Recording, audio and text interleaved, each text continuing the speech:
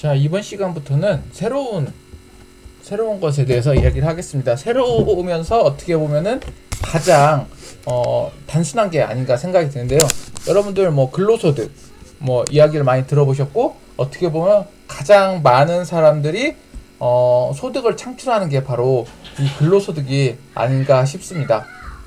자, 근로소득에서 얘기하기 전에 근로소득, 그다음 연금소득, 기타소득을 저희가 공부할 건데, 기본적으로 근로소득이라는 개념에 대한 범위를 조금 더 자세하게 살펴보도록 하고요. 그 다음 비과세소득, 그 다음 근로소득의 계산, 수입 시기, 그 다음 과세 방법에 대해서 이야기를 하도록 하겠습니다. 여러분들 많이 잘 알고 있는 부분이기 때문에 그동안 우리가 많이 헷갈리고 어떤 것들이 잘 알지 못하는 것들에 대해서 조금 더 자세하게 살펴본다고 생각하시면 되겠습니다. 그리고 여러분들 많이 하는 부분들이 결국 이제 기타소득이 있는데, 기타소득에 대해서도 좀 같이 알아보는 시간을 갖도록 하겠습니다. 어떻게 보면 이번 수업 시간을 통해서 가장 편하게 이야기를 들을 수 있는 시간이 아마 이 근로소득이 아닌가 싶습니다. 저도 마찬가지로 근로소득자고, 여러분들도 많은 사람들이 근로소득자일 수도 있고 아닐 수도 있는데, 그래서 어떻게 보면 소득세에서 가장 중요한 부분을 차지하는 게 뭐다? 근로소득과 사업소득이 아닌가 싶습니다. 그래서 근로소득에 대해서 이번 시간엔 이야기하도록 하겠습니다.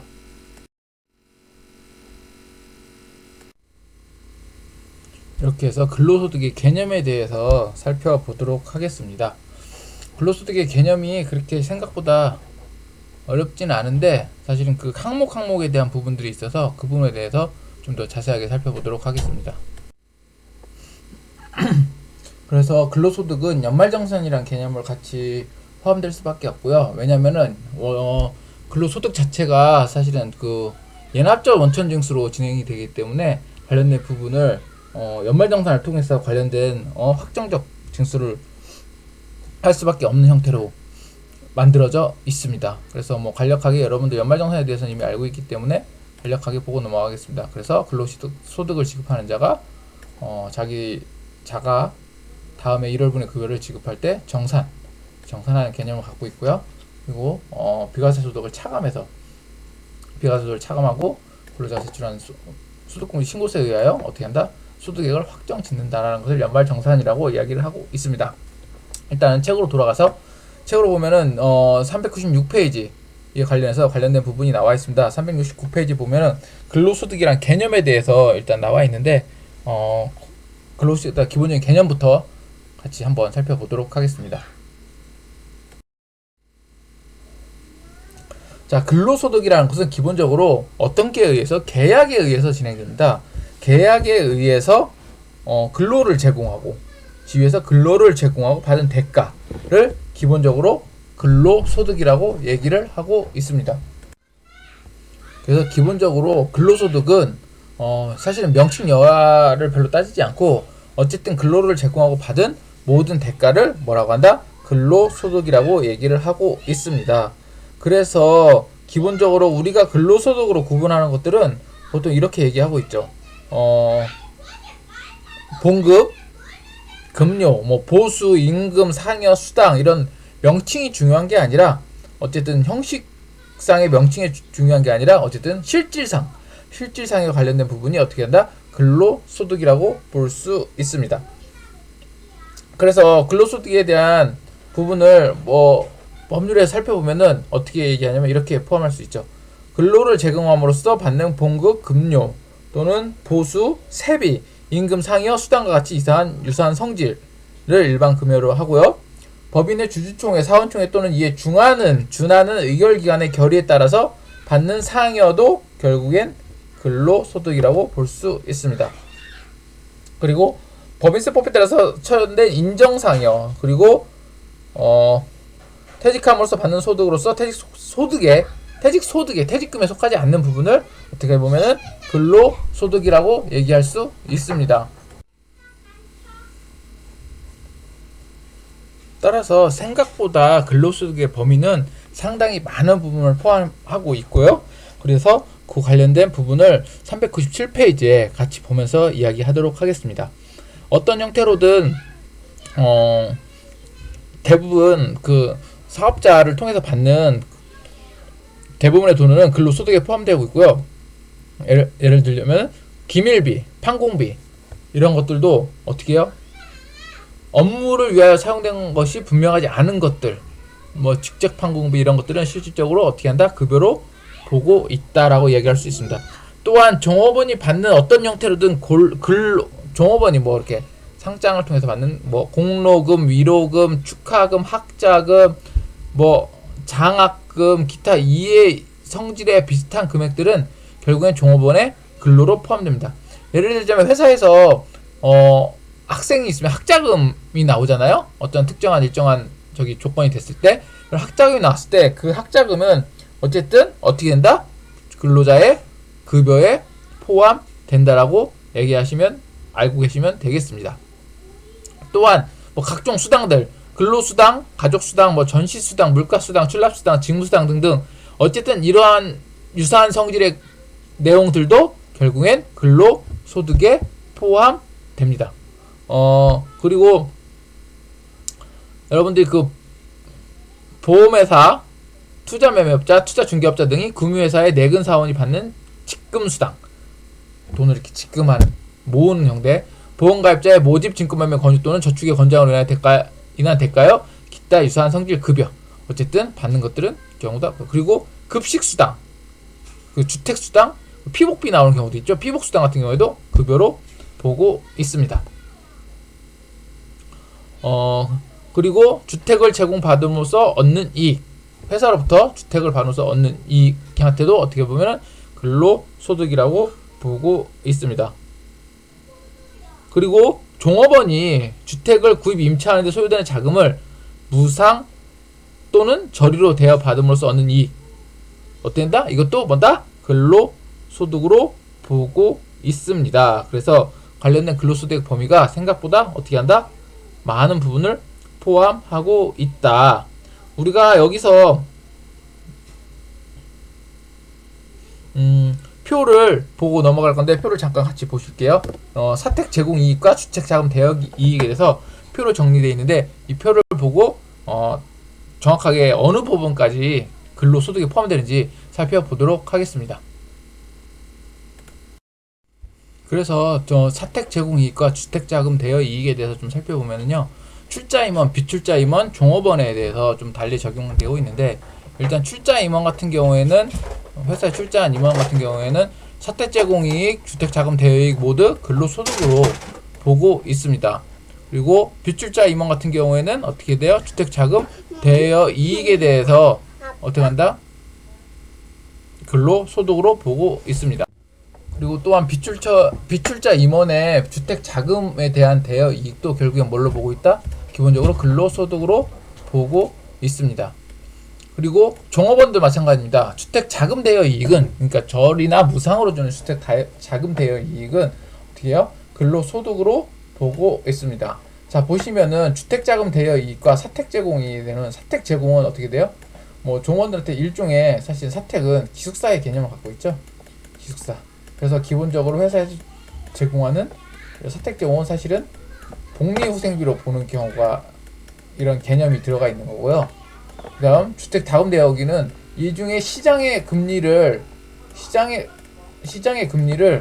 이렇게 역행하는 형태로 되기 때문에 이거에 대한 그걸 발생하는 이익들은 어떻게 된다? 기본적으로 어떻게 된다? 급여로 보고 있다는 겁니다. 그래서 그러한 개념에 의해서 사실은 이게 조금 나눠진다고 생각하시면 되겠습니다. 그렇죠? 왜냐하면 특별한 어느 특정 누군가에게 시장 질서를 위배하는 범위 안에서 발생하는 것들은 근로소득으로 보는 거고, 그렇지 않은 경우에는 어떻게 한다? 급여가 아닌 그냥 복리후생으로 볼 수 있다라는 겁니다. 그래서 근로소득에 대한 부분에 일단 사택 제공 이익과 주택자금 대여 이익은 이렇게 조금 더 달리 자세하게 좀 살펴보았습니다. 또한 다음 페이지 398페이지를 보면요, 기본적으로 뭐 기술수당, 보건수당, 연구수당, 그리고 종업에서 학교에서 받는 뭐 직무발명 보상금, 시간의 수당, 통근수당, 뭐 개근수당, 공로금, 그리고 여비 명목으로 지급되는 연액이나 월액 일정한 정액으로 여비 형태로 실제로 출장을 가지 않아도 기본적으로 정액으로 지급하는 여비는 급여로 보고 있습니다. 급여로. 그래서 그걸 잘 알고 계셔야겠고요. 그 다음 뭐 벽지수당 그리고 해외 근무수당들도 어떻게 한다? 전부 다 급여로 보고 있습니다. 그래서 어떤 형태로든 이렇게 많은 부분들이 급여로 포함되고 있고요. 여러분들이 쉽게 여기서 이렇게 되다 보니까는 우리가 얘기할 때 기본적으로 회사에서 받는 모든 성격의 금전적 이익은 급여다라고 사실은 알고 있으시면, 기본적인 개념을 갖고 있으시면 오히려 이야기가 더 쉬울 수 있습니다. 물론 뒤에 가면은 기본적으로 이러한 근로소득에 포함되지 않는 것들, 그리고 모든 급여 중에 뭐 비과세 근로소득, 실적으로 세금과 받기는 하지만은 세금과 무과한 급여 소득들, 그리고 뭐가 있을까요? 그 다음 실비 변상적인 급여들, 이런 부분들은 또 급여에 포함되지 않고 있습니다. 그래서 그런 부분을 같이 이해하고 넘어가도록 하겠습니다.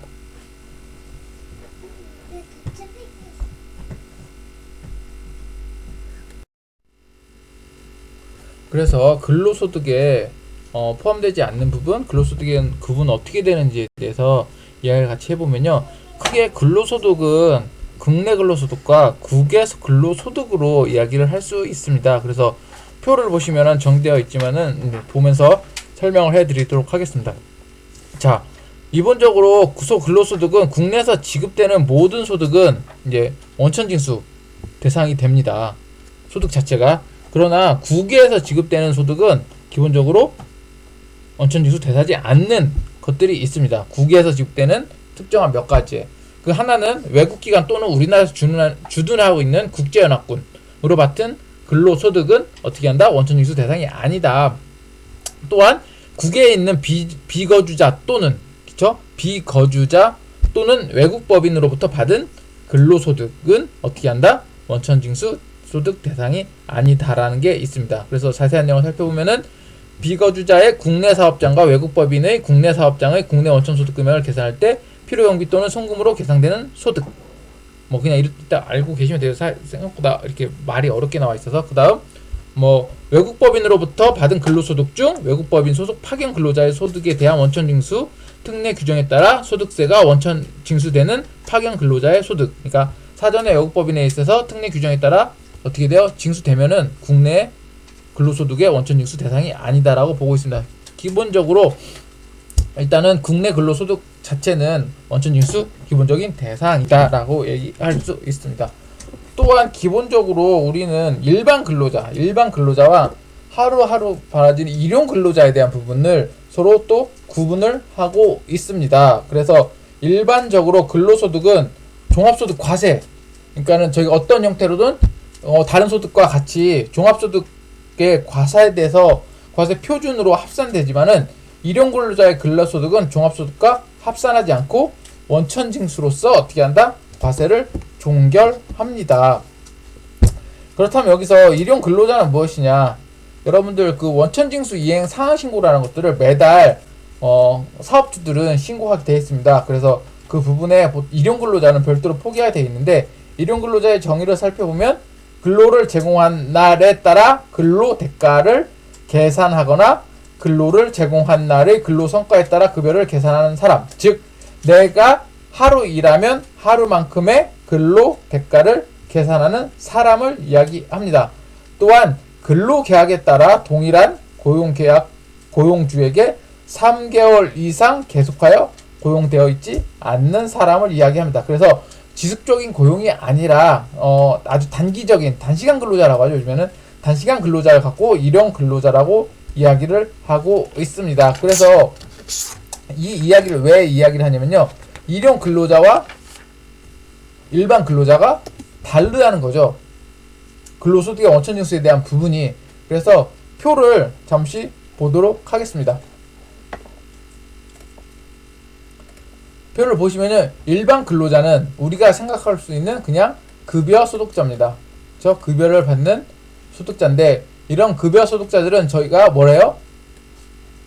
급여를 받으면서 우리가 보통 말하는 세금을 뗀다고 하죠.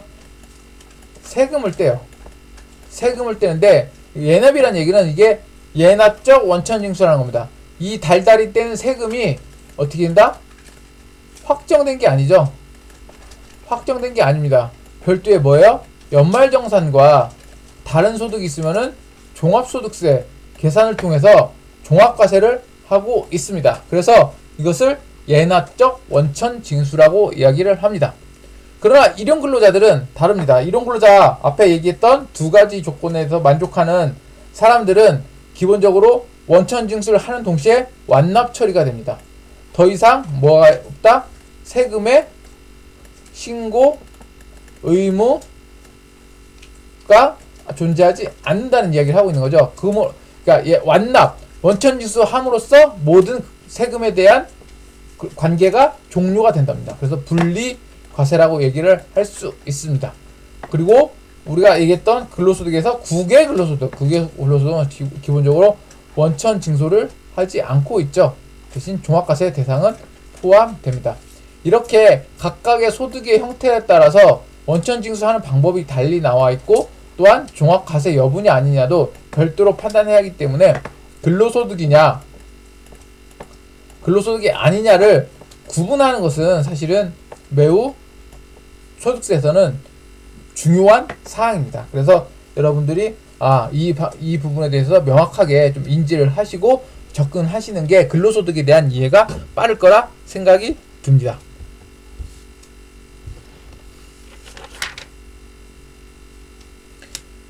그 다음 우리는 이제는 저희가 근로소득에 대한 구분, 그리고 근로소득에 대한 개념과 범위를 살펴보았습니다. 그렇다면 다음은 뭘 할 것이냐. 근로소득에는 우리가 대표적으로 가장 중요한 게 비과세 소득이 존재한다는 겁니다. 소득은 소득이 맞습니다. 근로소득은 맞긴 하지만은 어떻게 한다? 그 소득 자체가 비과세, 세금을 납부하지 않는다. 그래서 비과세 소득이라고 얘기를 하고 있고요. 비과세 소득에 대해서 여러분들 다시 한번 우리가 전체적으로 살펴보도록 하겠습니다.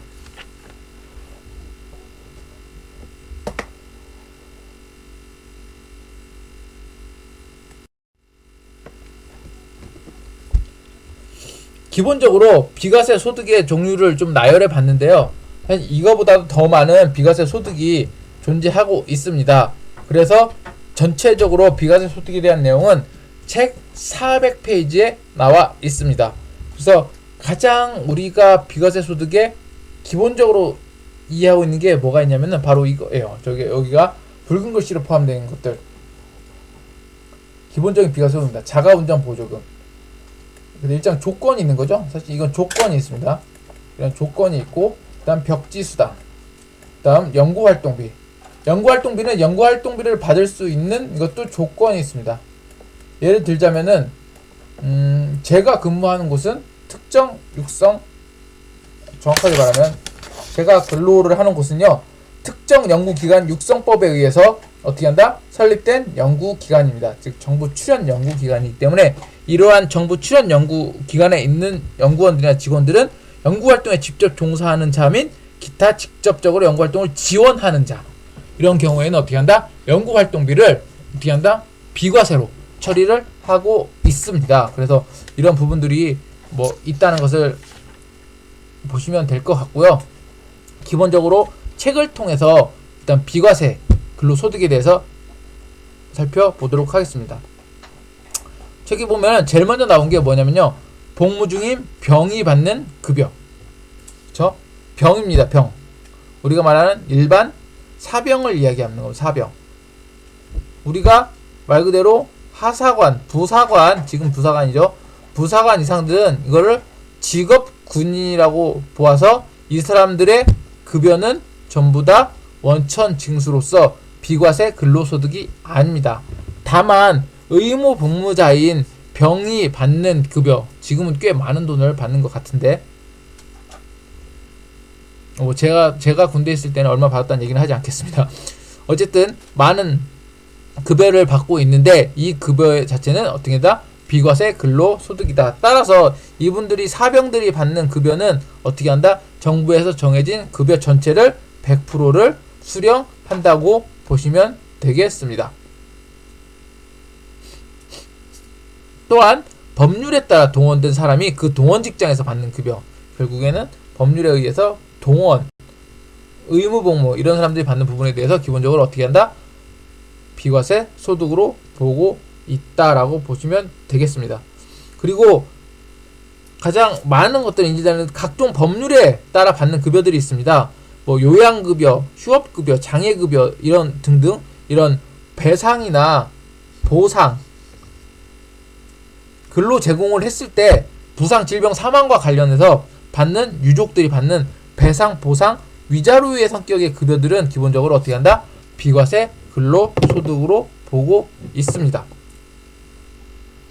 또한 근로기준법 또는 선언법에 따라서 뭐 받는 그런 것들, 이런 배상, 보상 형태로 또 고용보험법에 따라 받는 실업급여 비과세죠. 육아휴직급여, 육아휴직 수당 같은 경우에는 어떻게 된다? 기본적으로 비과세 급여에 들어가고 있습니다.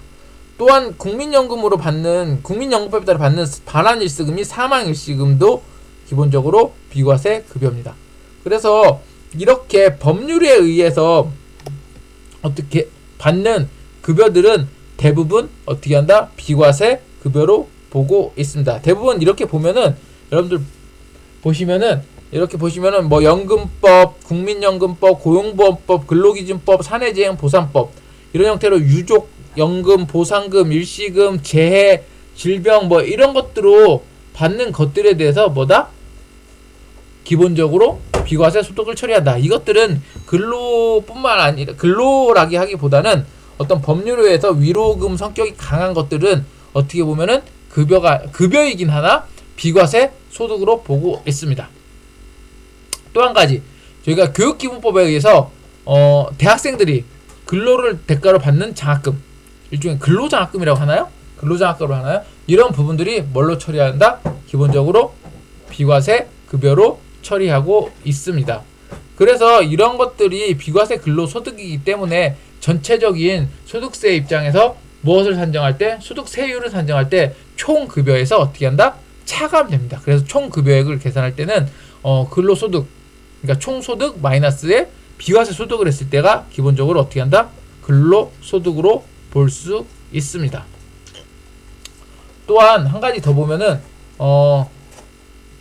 초, 중등 교육법 및 고등교육법에 따른 학교, 그리고 근로자 직업능력 개발법에 의해 따른 직업훈련 시설에 대한 입학금, 수업료, 수강료 이런 공납금 중 특정한 요건이 되면은 뭘로 한다?